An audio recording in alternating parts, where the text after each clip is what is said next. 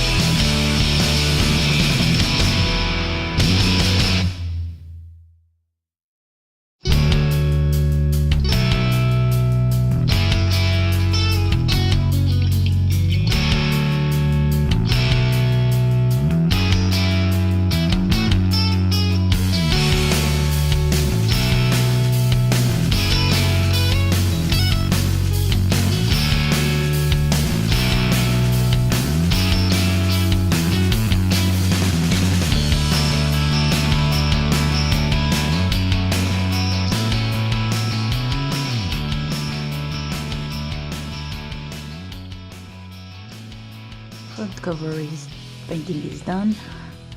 On the back cover I wanted to add information on exactly what kind of paper I used for the sketchbook. I can realize, for example, in this book that it's watercolor paper by the touch or the look of it, but there are a whole lot of watercolor papers and I wanted the exact information. I think that can be helpful in the future where you don't remember what kind of paper you used on what sketchbook. I use this stamp where it's clean and there's no text in it, and you have the alphabets and you can write whatever you want and change it after.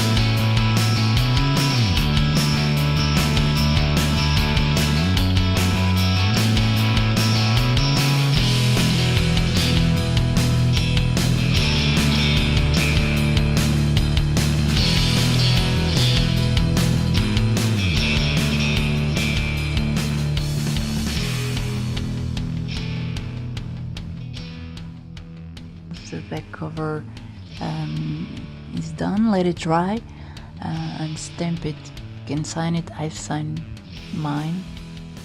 All you have to do is use the stamp you prepared before with the information on the paper. Then I wanted to include the amateur point on the stamp, but it only had 4 lines, so I did it by hand. I edited it by hand, so not a problem.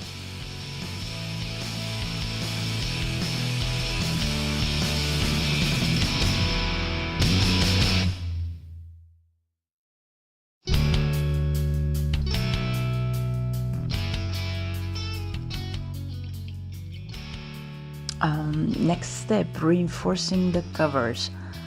This is a very simple step. All you have to do is use some cardboard from whatever source and glue it to the paper you used as the front cover and the back cover. I used white glue to glue it. I think you call it PVA glue. That's it. Glue the back cover and the front cover to a piece of cardboard and let it dry.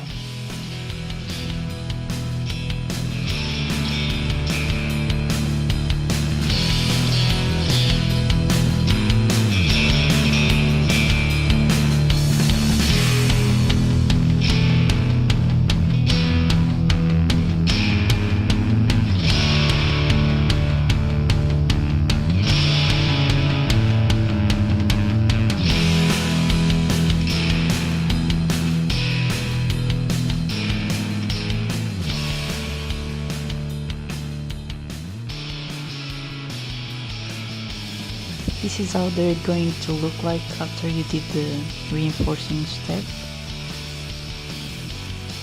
They're much thicker than just the watercolor paper or the paper you're using. Next and final step, we're going to use self-adhesive book cover film, so it protects the cover, because you're going to use the book a lot and you're going to touch it, you're going to put it in your bag, to paint outside, to paint wherever the creativity strikes. So we're gonna use this film very gently, just push the air bubbles. I think pretty much everyone who studied used this film, so you probably know how to use it. In the back, just cut the corners so when you bend it, it helps when you bend it, like this. Do it in the 4 corners, of course.